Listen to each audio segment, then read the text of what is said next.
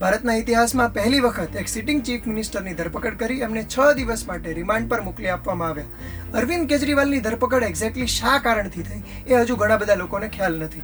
તો આપણે આ વિડીયોમાં સમજીએ કે એમની ધરપકડ કરવામાં આવી હતી એ લીકર પોલિસી ખરેખર શું છે.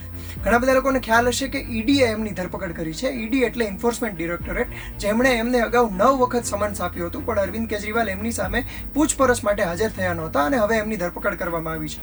આ લીકર કેસ શું છે? તો સૌથી પહેલી વસ્તુ, 2021માં દિલ્હીની આમ આદમી પાર્ટીની સરકાર દ્વારા એક લીકર પોલિસી દાખલ કરવામાં આવી હતી. એ લીકર પોલિસી અંતર્ગત ગેરરીતિ થઈ હોવાનો આક્ષેપ છે અને એના કારણોસર દિલ્હીના મુખ્યમંત્રી અરવિંદ કેજરીવાલની હવે ધરપકડ થઈ છે. 2021માં લાગુ કરવામાં આવેલી આ લીકર પોલિસી હેઠળ એ સરકારે પોતે લીકર બિઝનેસમાંથી નીકળીને કેટલાક પ્રાઇવેટ બિઝનેસ ઓનર્સને લાયસન્સ આપવાની પોલિસી નક્કી કરી. હવે આ લાયસન્સ આપવામાં આવે ત્યાર પછીથી આ લોકો એ પોતાની રીતે ડિસ્કાઉન્ટ્સ આપી શકે, રાત્રે મોડે સુધી દુકાનો ખુલ્લી રાખી શકે અને હોમ ડિલિવરી પણ કરી શકે. એ પ્રકારની એક આખી પોલિસી હતી અને લીકર બિઝનેસ ઓનર્સને આનાથી ખૂબ મોટો ફાયદો થવાનો હતો.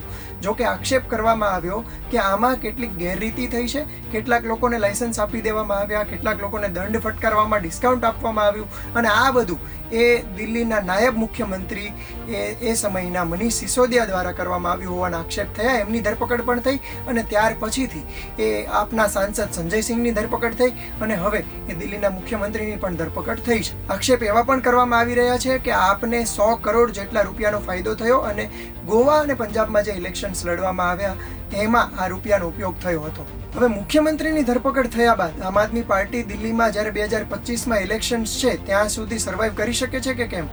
તો નિયમ એવો છે કે મુખ્યમંત્રી એ જેલની અંદરથી પણ સરકાર ચલાવી શકે છે જ્યાં સુધી તેઓ દોષિત પુરવાર ન થાય ત્યાં સુધી. જો એક વખત તેઓ દોષિત પુરવાર થઈ જાય તો પછી એમણે મુખ્યમંત્રીના પદ પરથી કે પછી ધારાસભ્યના પદ પરથી હટવું પડે અથવા તો ત્યાં રાષ્ટ્રપતિ શાસન લાગુ કરવામાં આવે અને લેફ્ટનન્ટ ગવર્નર દ્વારા સરકાર ચલાવવામાં આવી શકે એવી પણ વ્યવસ્થા થઈ શકે છે.